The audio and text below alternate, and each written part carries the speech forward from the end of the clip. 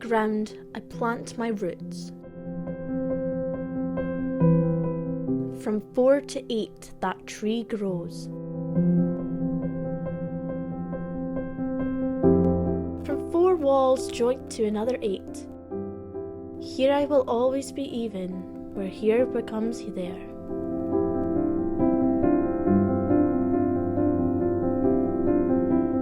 Places and spaces and moments in time, I choose the waves that erode this stone.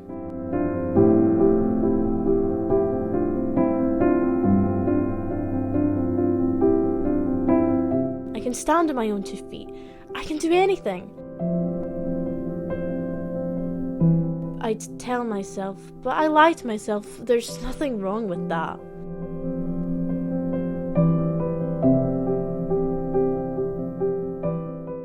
Fake it till you make it till you break. You can lie to yourself, maybe your brain, but you can't lie to your feelings and your body and your heart.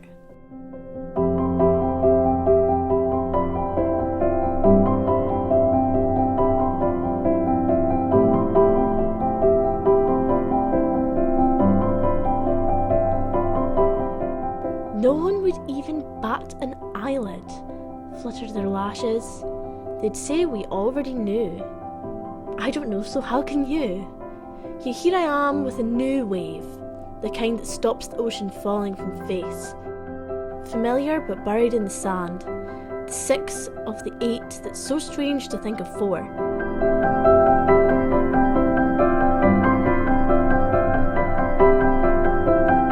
I see her now. I see her in the mirror. I see her in my own reflection. I changed and I accepted. I smile when others laugh, at, with, or because of me. Because of her. I am me, and she's the one that I love.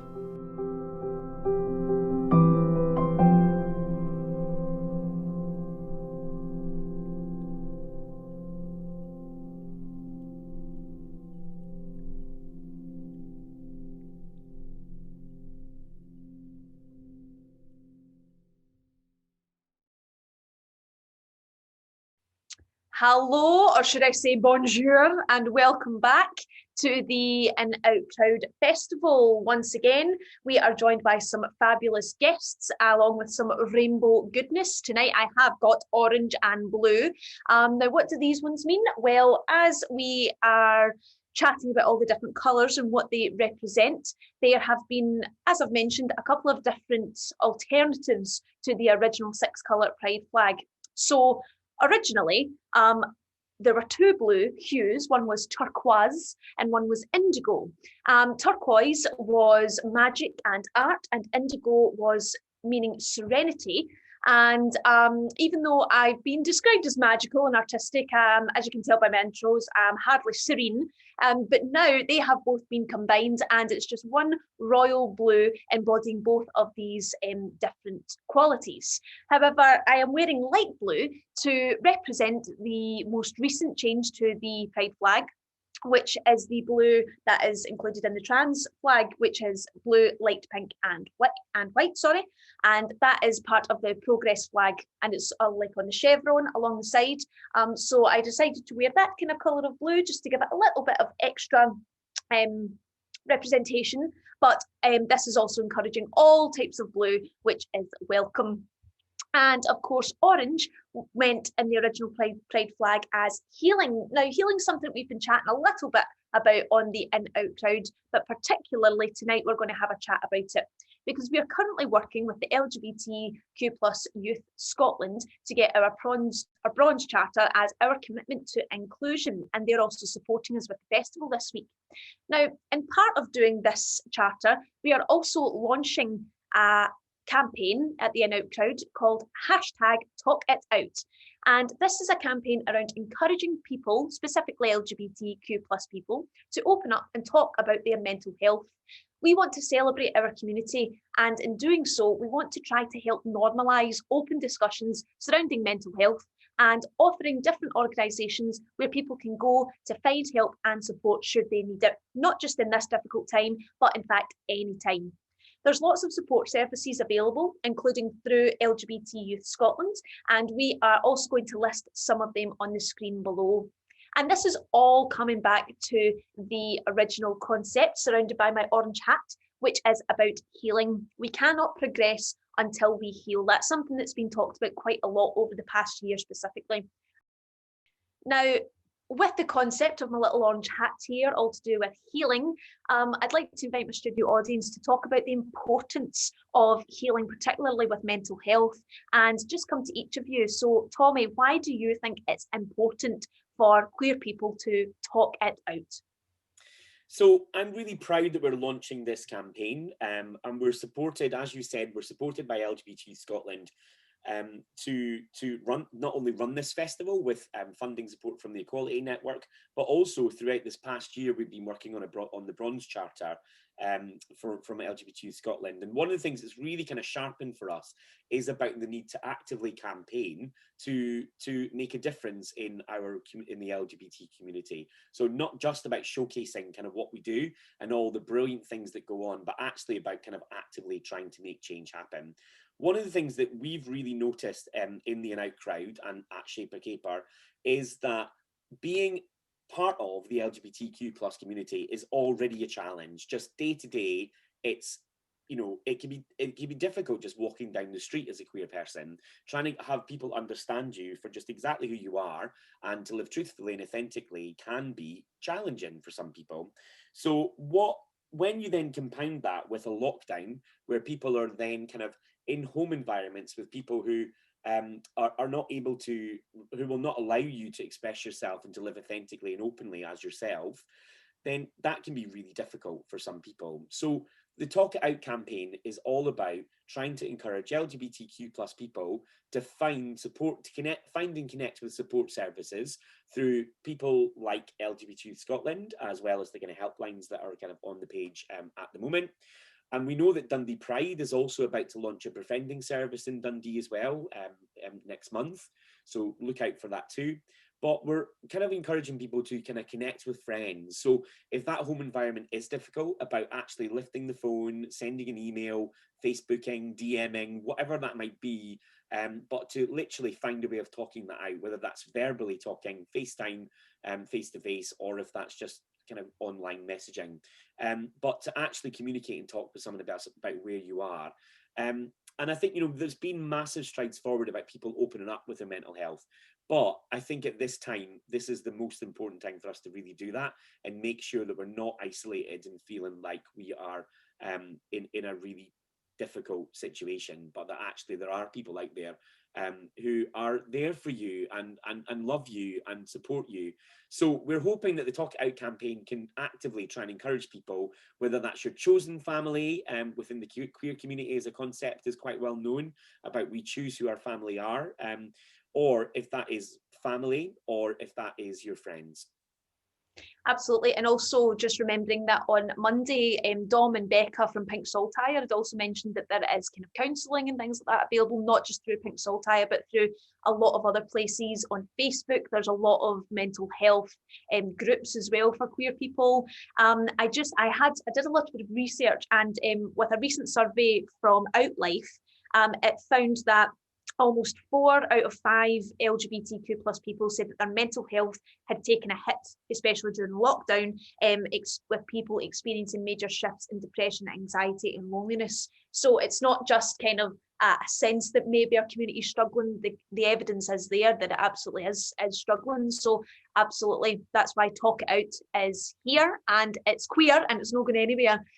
Eleanor, I'll come to you. Why do you think it's important for queer people to talk it out? Yeah, I'll keep it short and sweet. I think we're really good normally at building such a community and finding queer spaces, and unfortunately those queer spaces aren't necessarily around at the moment.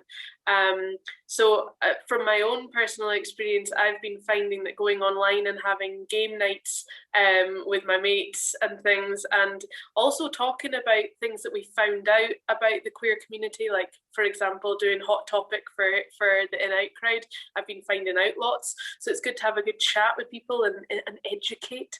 And just not even necessarily talking about your mental health explicitly, but just generally talking in general helps. And maybe it'll come out about how you're feeling, or maybe just having a good blether with someone will be helpful. And that's why I think it's important. Absolutely. Eliana, why do you think it's important for queer people to be talking it out? I completely agree with what Tommy and Eleanor said. I think what keeps the queer community together to start with is the word community. And people have each other's backs. And I think especially now more than ever, it's important to have a friend, talk it out. Just have this relationship with someone. It's really important. Absolutely. And I think as well what you were saying there, Eleanor, about if you want to talk about things that you're feeling or going through, then great. But also sometimes just talk about nothing and just take your mind off of how you're feeling is equally as great. We definitely want to normalise all of that. We want to normalise talking about the down days, the up days, normalise talking about antidepressants and counselling, and all of these things. They're just exactly, you know, as my good old ma would say, not old, sorry mum, love you. She would say, you know, when you have a cold, you take a Lemsip. When you break your leg, you get a cast on. If you're feeling down, you get an antidepressant. There's nothing to be ashamed of. And we hope that that's just the very start of a long running campaign here at the In Out Crowd, all about talk it out. As well as for our community that is, you know, the ripe old age of 25 and younger, of course. If we're talking about Tommy Small there, we know he's only barely a teenager. But it's also really good influence to be, an example to be setting for younger queer people, and hopefully we can improve the mental health of young queer people that are growing up today. And thankfully, we are not the only organisation that thinks so. There's lots of other steps being made to try and be a better influence for our LGBT plus youth. And we're going to talk about a couple of those things on our weather. Girl. It's raining men. Hallelujah, it's raining men.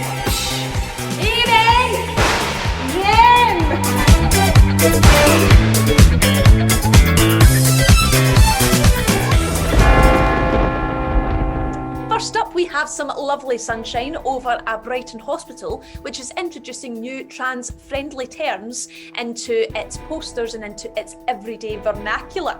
This hospital is to use gender-inclusive language for its maternity services, including terms such as chest feeding and birthing parent. Brighton and Sussex University Hospital's NHS Trust said it recognised challenges that gender identity can have on pregnancy, birth and feeding. The new terms will be used in documents and communication within the Trust and also at its meetings. It says we are on a journey towards gender-inclusive care, and Carolyn Morris, the chief nurse at the Trust, said changing the language you use in this way is something people who use our services has been asking for some time. We just hope that some other hospitals also follow in these footsteps, and even if it's just one hospital at a time, we think that it's an excellent example to be leading, not only for people that currently use the services, but also for young people who will be around the normalisation of this sort of language as well. Next up, we have rainbows, but this time literal rainbow flags raised over Barnsley Town Hall for the first time ever.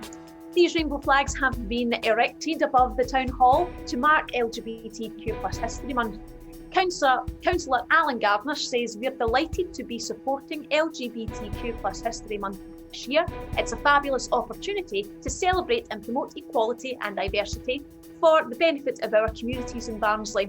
We're also proud to be demonstrating this commitment by raising the rainbow flag on our town hall for the first time ever, a symbol of communities coming together to learn and support one another. The flag, of course, we all know what it symbolises and what our queer culture involves. But as part of LGBTQ+ History Month, Barnsley libraries will also be promoting a selection of ebooks and audiobooks, while Barnsley museums will be sharing highlights from their historical collections and items donated by the LGBTQ+ community. As we'd mentioned, all of these things plus many more are so important to set children up for normalising talk about pronouns, gender-inclusive language, queer culture and queer history. And in Scotland, that's become ever more important as LGBTQ+ issues have now been added to the Scottish school curriculum. Up we have LGBTQ+ Projects Assistant Eleanor Walker with this week's Hot Topic.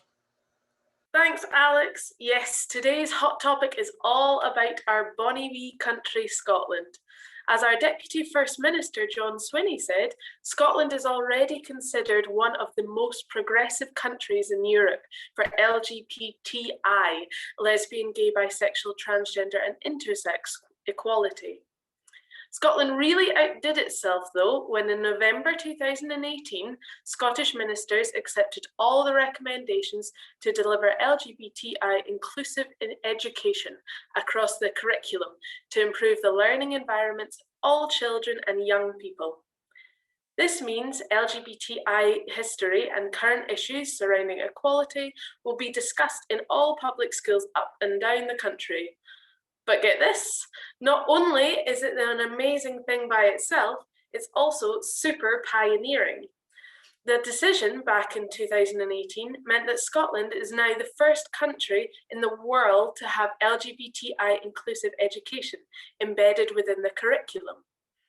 After 18 years since the repeal of Section 28, which explicitly said schools shall not intentionally promote homosexuality or publish material with the intention of promoting homosexuality, finally schools are able to educate about the issues faced by our community and include healthy examples of non-heteronormative identities and relationships.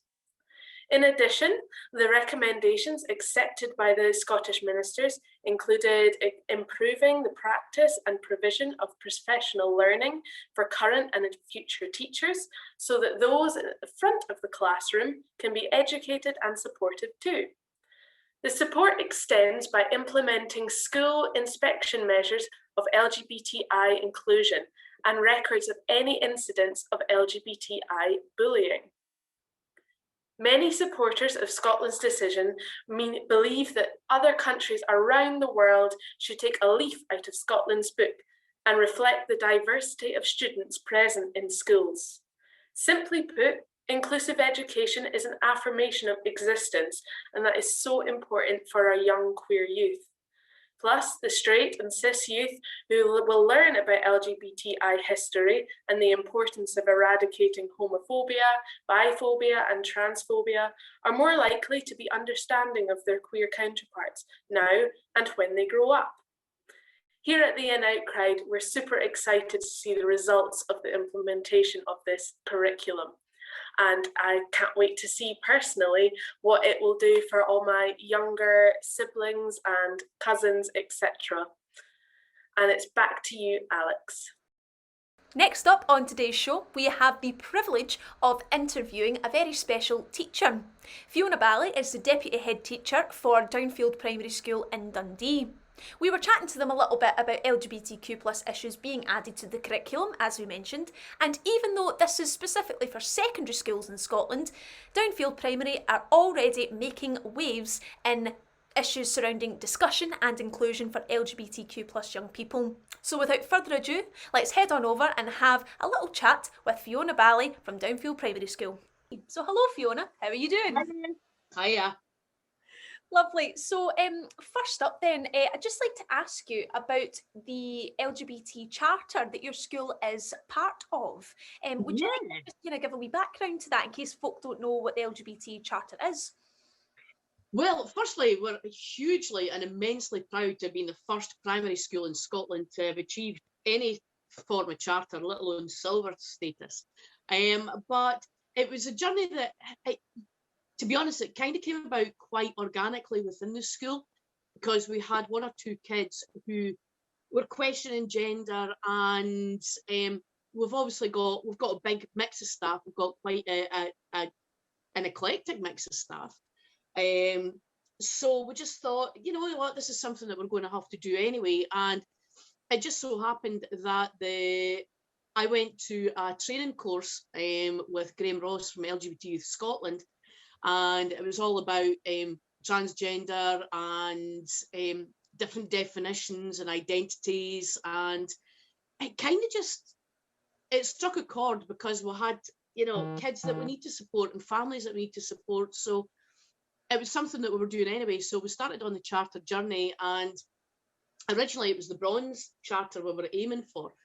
But very quickly we realised that because of the work that we'd done in the school, we were eligible for the Silver Charter. So we did things like introduced a gender neutral school uniform policy. We degendered individual toilets, so it was no longer disabled or staff, it was just a toilet. We also celebrate LGBT History Month every year.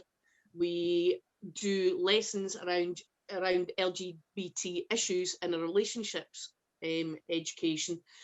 And a lot of the parents, they were a wee bit trepidatious, should we say, because I think they just saw it was the physical act, and it wasn't actually, it's about relationships, it's about who you are, it's about much, much more. And I always just say to them, it's about love, and it's love just in many different forms and different guises. And after speaking to a few parents, in fact, we invited some of the parents into assemblies, and they were like, you know what, Fiona, what you're doing here is great. We've got faith in you.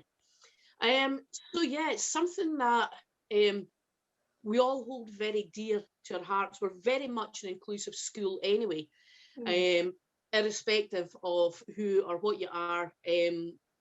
We have, you know, a very nurturing school. We've got a nurture provision within the school. And it just sits very, very well with who we are and what we're about. Yeah, absolutely. And as we were kind of saying there before we started the recording, both myself and Sarah have worked in Downfield delivering a project that we do with the NHS called Wellgood. And it is, you can tell as soon as you walk into the school, you're like, oh, it's just like a wee warm blanket, which I think certainly for my school background was something that was really nice to see that that's something kind of for young people now.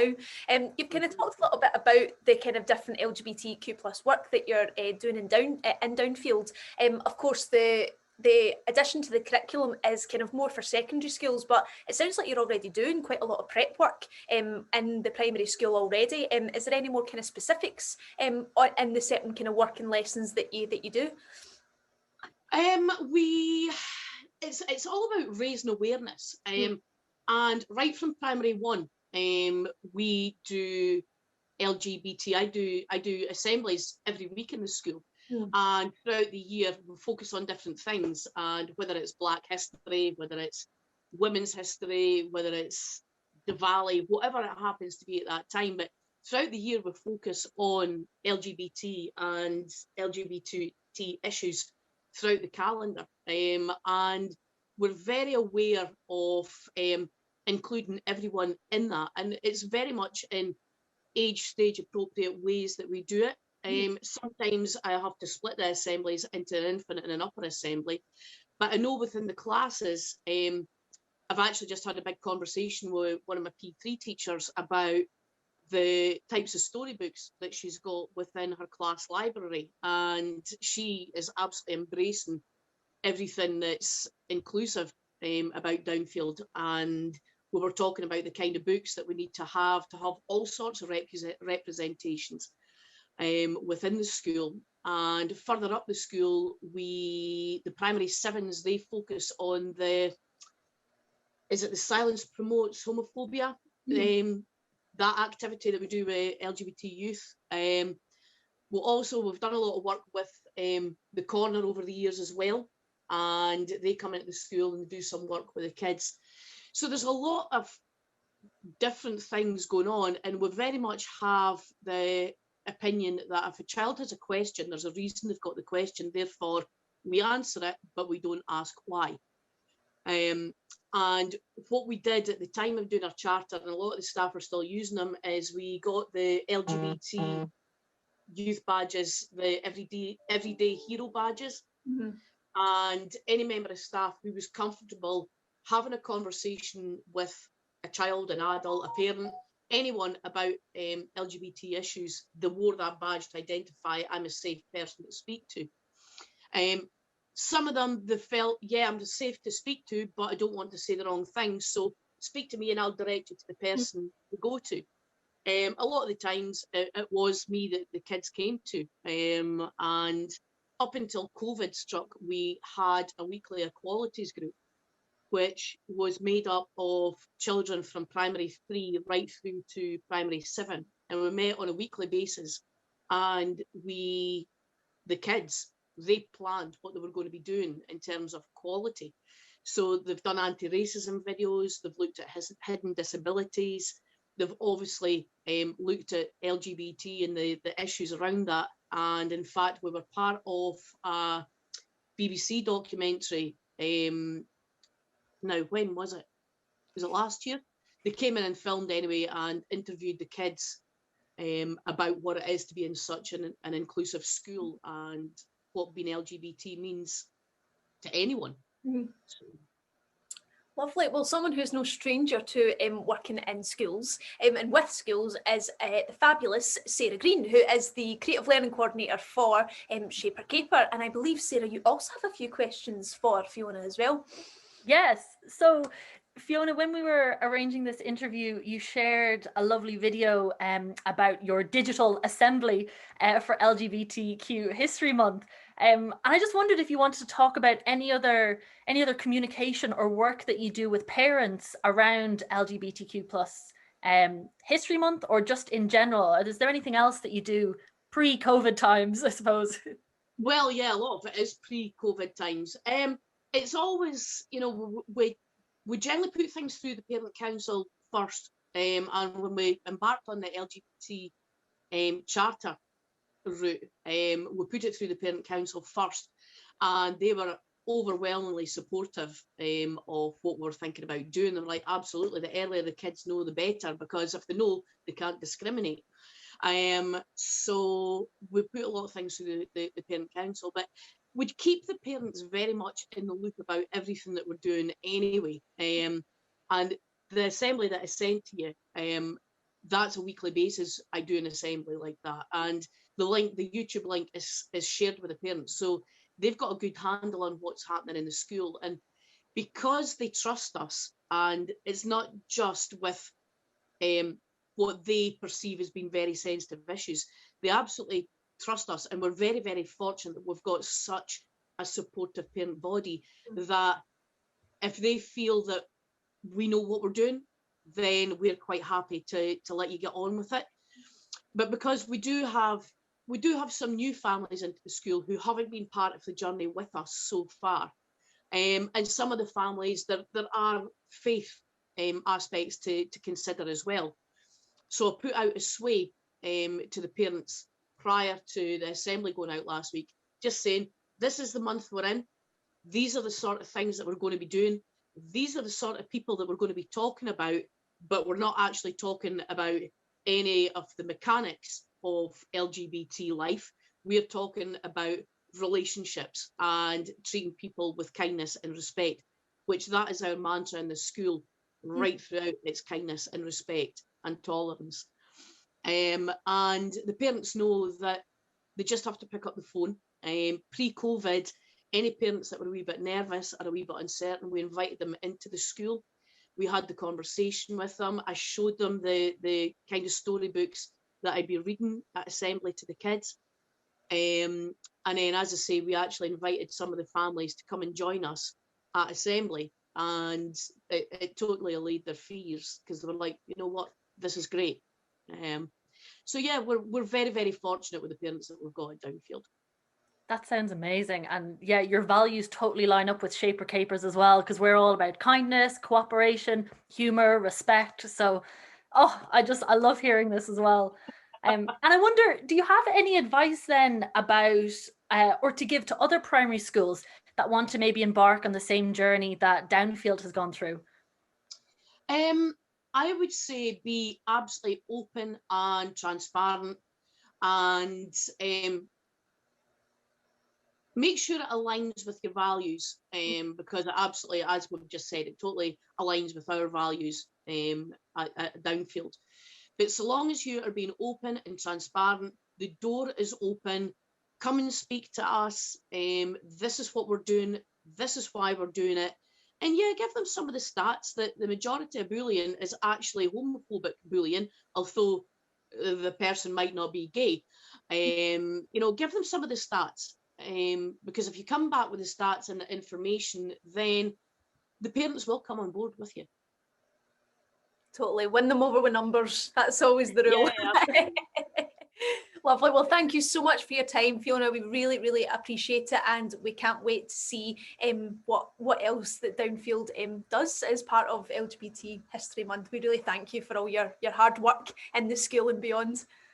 No problem. Watch this space. Absolutely, completely. You'll be taking our job soon. Next up, we have the artist Mamoru, as it's time for them to slay the stage.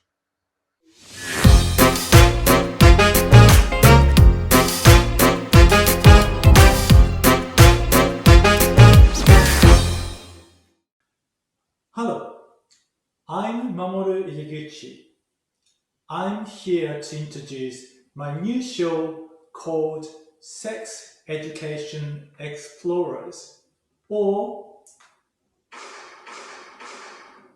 SEX. SEX will be an entertaining and informative show for 12 to 15 years old. But don't worry, this introduction will be suitable for a family audience. SEX celebrates our diverse gender and sexualities from a biological viewpoint. Because I studied biology before becoming an artist. I'd like to start this short introduction about SEX with an interesting biological fact that I discovered recently. Did you know that human beings are the only species in the animal kingdom that feel awkward about our own naked bodies? Have you seen dogs who get excited or embarrassed by other naked dogs? No, you haven't. But we do. Isn't that very strange?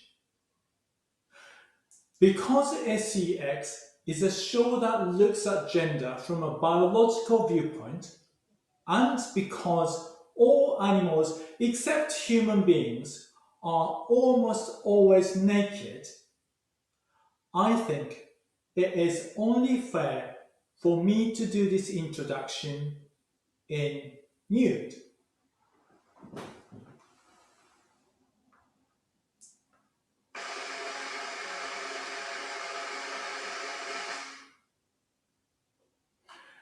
Now that I'm naked, I feel I can talk about who I am very honestly. I am a cis male. My pronouns are he, him, and I'm gay. But gradually, my gender has drifted towards non-binary and pronouns he, they. Not necessarily because I feel awkward in my own body, but because nobody is 100% male or female. It is a bit like being a flower. Flowers are sexual organs of plants. They are genitals. That is why flowers are so beautiful. This flower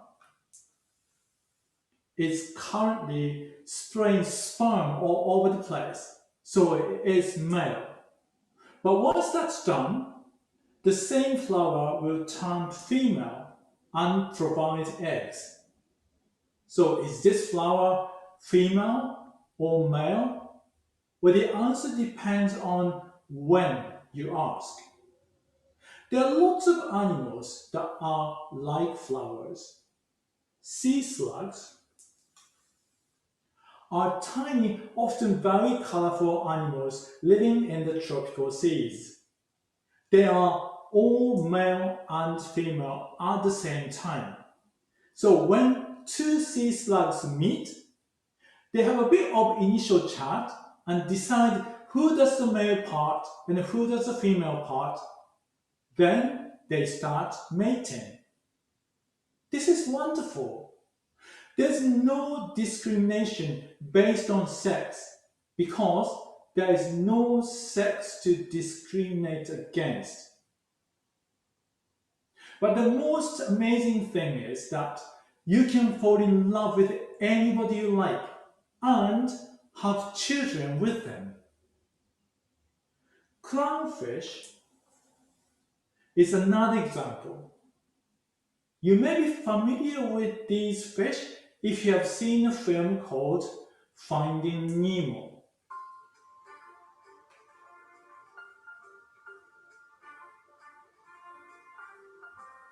They live in a small group of 2 or 3 fish, but the largest fish is always female.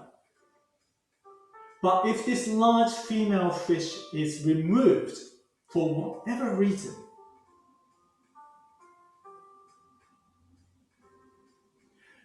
then this small male fish grows bigger and changes sex and becomes female. Then she will find another male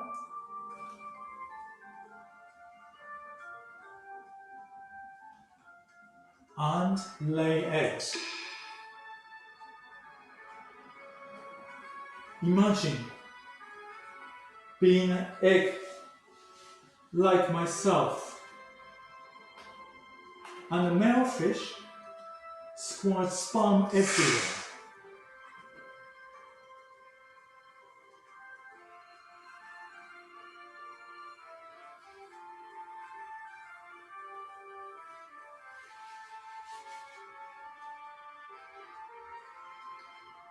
Take a deep breath so the new life can begin. Okay, let's go back to sex change. So, transition from this tiny male fish to this large female fish, cannot happen overnight, can it? You have to spend a long time going through the transition. It must be an extraordinary journey. I just cannot imagine what it is like, this change inside the body. By the way, I feel like this middle one today.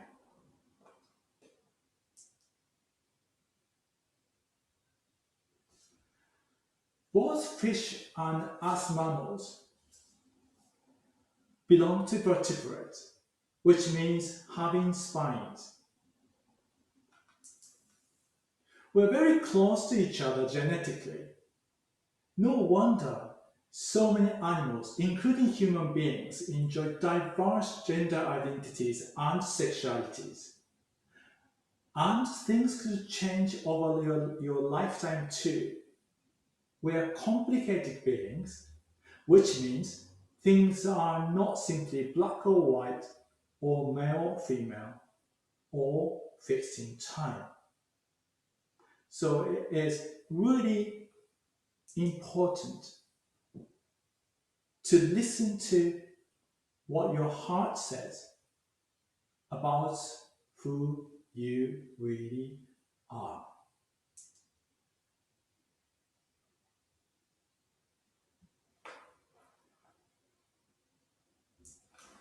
So that was a quick introduction of SEX. I'm working with other LGBTQ plus artists on this show. It will be performed by a non-binary performer and myself.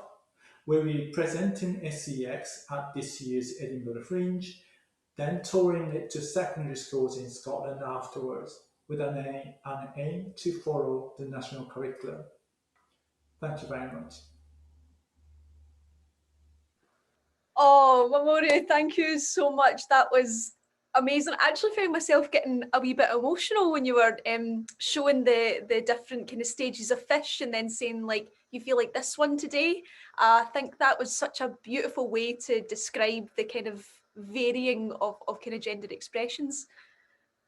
Great, thank you. Thank you. It's good to hear that. Sorry. Oh no, sorry, you disappeared from my screen. Hold on, sorry. It's all right. We're still getting used to all the Zooms. Lovely. So, just in case anyone watching hasn't, this is the first time that they're seeing you, would you like to just give a wee quick introduction to who you are and what you do? Right, so my name is Mamoru Iriguchi, and I'm a performance maker and theatre designer, sometimes designs and costumes as well, and based in Edinburgh. Fab. So that was a snippet of a show that, as you said, you'll be performing this year at the Fringe. How did the idea for this story come about, and the way in which you present it, like comparing humans to other animals? How did that kind of story form for you and decide to make a show about it? Um, it was a strange thing because I studied zoology, animals, but if you think about sort of Darwinist kind of evolutionary theories, then if you're gay, I felt I was excluded already. So that was a very strange feeling there when I was studying it. I'm still fascinated by animal behavior and evolution, and I just wondered that how can we actually celebrate my own sexuality and other people, sort of trans people and gender non-confident people, that how can we justify that from the biological viewpoint? And that was that felt really important. And the biology is not doing enough to do so. So I think that, and then sort of I wanted to do it in a kind of fun, sort of interesting, theatrical way. So that is a starting point. It's definitely fun. I'm glad I muted myself because I did have quite a few giggles during it. So I'm glad that I didn't interrupt you with that. So as you'd mentioned, that the show is aimed at kind of 12 to 15-year-olds. Some people might think that children of any age shouldn't be talking about sexuality, about sex, about gender, and they should wait until they're adults. What's your viewpoint in that? I think nothing is too early. In my own experience, I knew my sexuality at the very early age, probably 4 or 5. I mean, so and then not knowing enough about my sexuality, not enough information around was harmful than anything else. Knowing what you are is very important, and I think that it can never be too early, I think. Absolutely agree. 100% agree there. So during the little snippet that we saw there, you talked about sexuality and you also talked about gender. And something that we've been discussing this week on the In Out Loud with the In Out Festival is that we find that some people are more comfortable talking about sexuality, but they're not really open to discussing the kind of fluidity of gender yet. Is that something that you've come up against in making your work as well? Yes, I've been working on this project for a few years now, and what changed quite recently was a kind of quite sort of harmful sort of transphobic rhetoric that was kind of spreading in social media. So I think that sort of because we're still working on the contents of the project, I think it's important to kind of support trans rights really powerfully, and that was a quite interesting shift from when I started this project, from sexuality to more of a sort of gender kind of trans rights is really important now. Absolutely, yeah. I think particularly in this last year, we've really seen just how important that it has to be included in these kind of stories and in this sort of work. Also in the past year, there's been a major shift globally. Have you found that the lockdown has changed your work, or has it made new inspirations? Has there been challenges that have came along with that?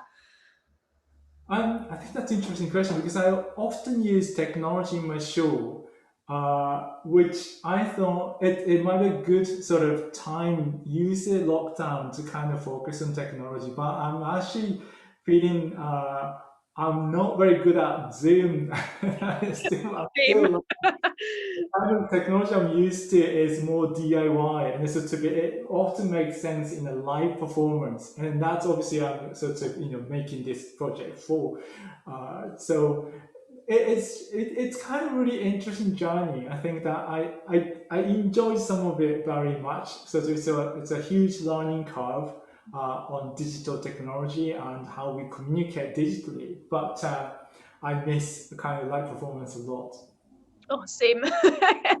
I think it was great, even just from my perspective, just to sit and watch someone perform something live. I think that's the first time in about a year I've not watched a performance on Netflix. So thank you so much for that. As well, is there any challenges that you found in making work geared towards children of the kind of age 12 to 15? Because I just remember when I was that age, I was very nervous about talking about anything to do with sexuality. Gender would not have been something I would be very open to. Do you find that normally your audiences are very open, or do you find that it takes a little bit of coaxing to get them? I think we'll really find out when we start touring to schools. Hopefully, the schools will be interested. But luckily, last year, just before the lockdown, we had a residency at the local school in Edinburgh, thanks to the Edinburgh International Festival. And the particular school we went to was really open, and teachers are very open about LGBTQ plus people, such a gender. So it was surprisingly easy. And then that said, not all the students were sort of kind of instantly agreeing with what we're saying. However, I think what's really important is to invite these people who may not agree with us to the conversation rather than sort of shut them up. I don't want to sort of do a preaching show that this is what's right. Of course, that is important, but I think the show has to invite everyone into the debate, and then we kind of have to agree that trans rights has to be supported, and diverse sexuality has to be agreed, all that sort of thing. Yeah, absolutely. So as this is a kind of family airing of the In Out Crowds shows this week, if there's any families watching that are maybe struggling to have these conversations with their children or with other sort of young people that they work with, is there any advice that you could give people who maybe want to open these conversations but they're a bit nervous or they don't know where to start? I'm having difficulty to having conversation with my own parents. They don't want to talk about it at all. So I think I need advice maybe.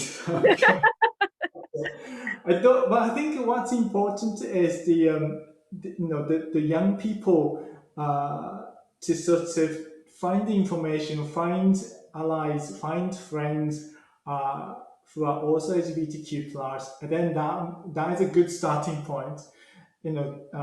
Particularly if you find it hard to start conversation with your parents, then that doesn't have to happen immediately. I think your peer would understand you more. I think so. I think that is fine. That's the most important thing, I think. Absolutely. Yeah, I think we're all in that space, isn't it? Like no matter how kind of much you mature and grow, it's very difficult sometimes to have those conversations at home. So as well as that, it is of course LGBTQ plus History Month, and this is what we're celebrating with our kind of festival this week. What importance do you find in learning about LGBTQ plus history? Do you think that it is important that we continue to kind of honour the past as we move forward? Yes, no, I think, sort of what's interesting about this transphobic sort of rhetoric spreading in the social media is that there are quite a lot of people who are against kind of LGBTQ plus rights, and I think that was quite a shocking thing to me. That I thought, a country like Scotland, people are more or less all agree that sort of this is our sort of human rights thing, and sort of you don't have to mention it, but that's unfortunately not true. So I think we still have to really continue promoting, our rights. And I think so. I think we unfortunately it's far too early to stop. I think we just have to work harder. Absolutely. So the next question I'm going to ask, feel free not to answer it, if you find it difficult to answer, that's absolutely fine. But for me, over the last year, particularly with the statements that like J.K. Rowling was making on Twitter, that's where I personally noticed quite a large spike in the kind of transphobic rhetoric that we're seeing on social media. And I feel like being part of an arts company, it impacted me personally one way, but then as a kind of artiste in a different way. Because, and I felt a bit split. I kind of felt like the dance artist side of me wanted to, you know, kind of talk about it and, you know, really make work against it. But then I felt personally kind of quite torn and almost like I wanted to like ignore it. So the kind of question that if you're open to answering is, do you sometimes find that kind of pull between wanting to really talk about these conversations, but personally it can be really difficult if someone disagrees with who you are? Do you find that that's quite challenging for you, or are you just wanting to have the conversations regardless?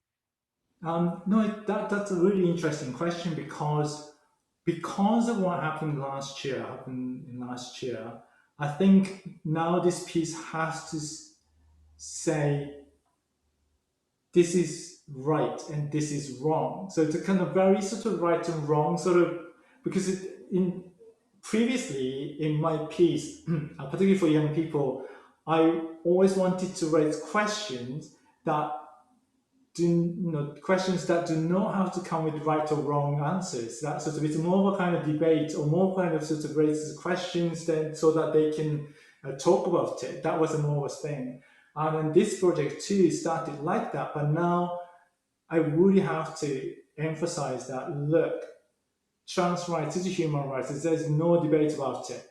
That's what. So that it's kind of I'm seeing if that would narrow my sort of artistic kind of exploration of the issue. But I mean, I've already started working on this show, and I definitely will make it happen. And I'm prepared, not prepared. I'm sort of very happy that this piece clearly says that this is what we are and what the right thing is.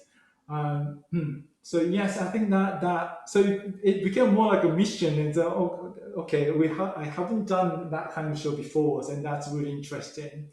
I slightly fear that sort of that because now because it's so clear to me and to us what's right, is it worth saying that through the show? Is it better to do it in a kind of more political sort of debate and a sort of claim our rights in a more straightforward way rather than doing it as a sort of art piece? That is a slight sort of worry, but I think I still think that there's a room for artists to kind of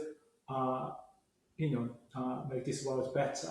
So I think Oh, absolutely. Yeah, I think that certainly for me, it was it was trans artists and trans actors and performers that really kind of made me feel comfortable in being non-binary, and sort of, as you were saying in your snippet there about the different stages of clownfish, you know, sometimes your expressions leaning towards more female, towards more male. And I think that it is definitely artists like yourself that are really kind of helping the younger, and not even necessarily younger, just maybe people that haven't explored that part of themselves yet, to feel more comfortable.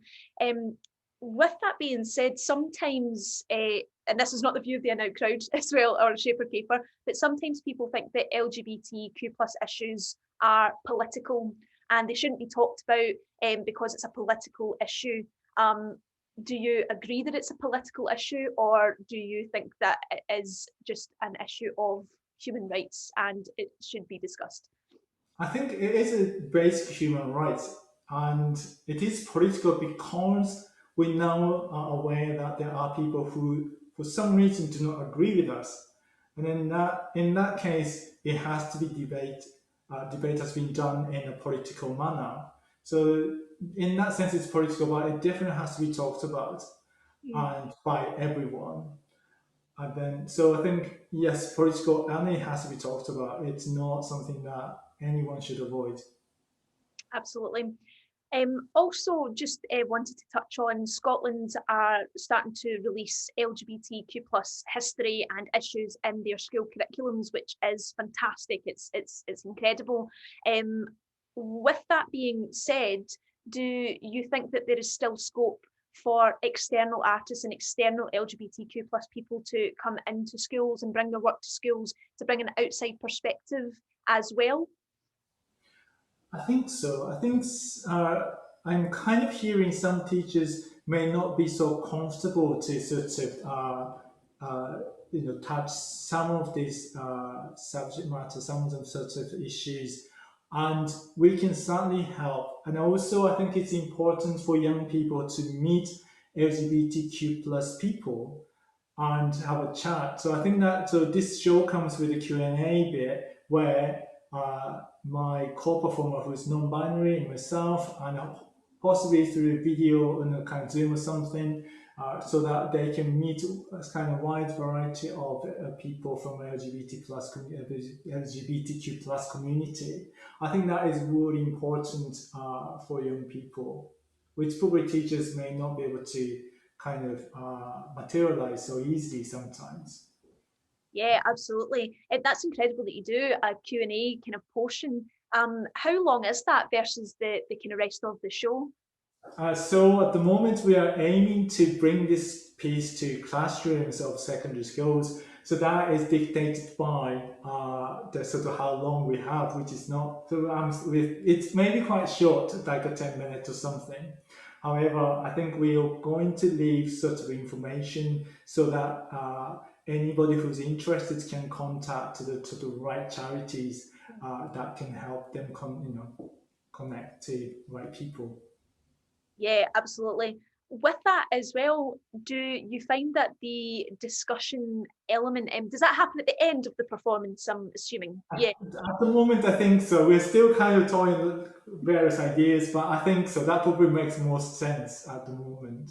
Yeah, and you've kind of already touched on it, I suppose, but is that something that you feel is absolutely integral as well as the performance? I think so. I think if they have got burning questions, then we are there, we're available, and then we should have a bit of time for that. And I think that, and also both performers can go back to ourselves and talk about our own experience, because obviously there's this in the show we're kind of playing the roles, playing the characters, which are slightly different from ourselves. So I think that that's a good thing.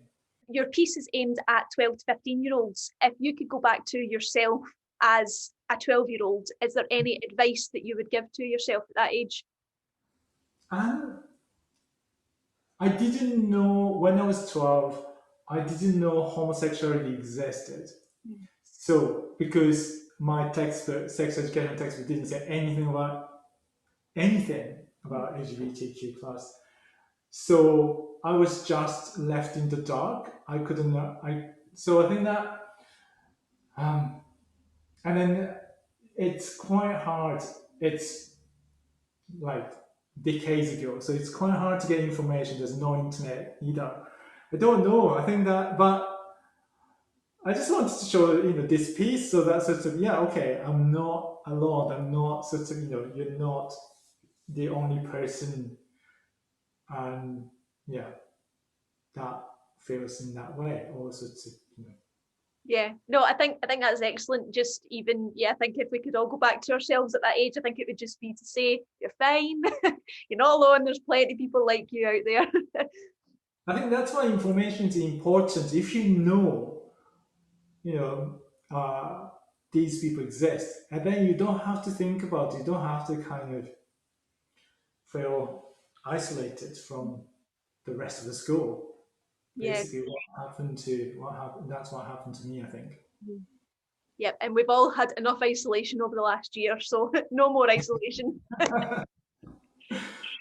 So if people want to find you, follow you, and find out more about your work, is there any particular websites or social medias that they can look towards? Yes, so I have my own website, which is iriguchi.co.uk, or this show is produced by independent arts projects who are based in Edinburgh. So they have all the information, and also if you are interested in kind of inviting this piece, then please get in touch. Yes, that would be brilliant. Fantastic. Thank you so much, Mamoru, for your time. That was amazing. Thank you so much. Thank you so much again to our special guest Mamoru there. As I said yesterday, it's been so long since I've seen any sort of live art that's not just been Netflix or doodles during Zoom meetings. So it's so great just to see artists in our community do what they do best. Again, thank you so much for your time. We really, really appreciate it.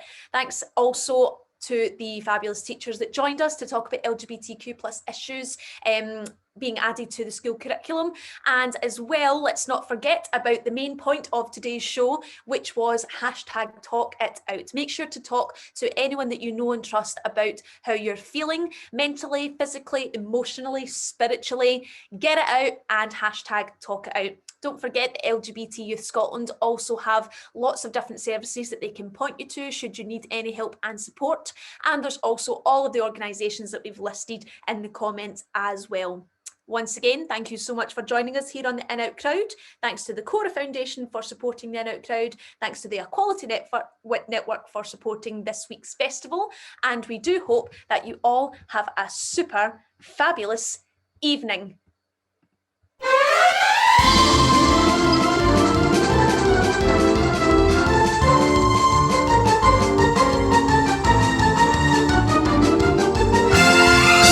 That's all, folks.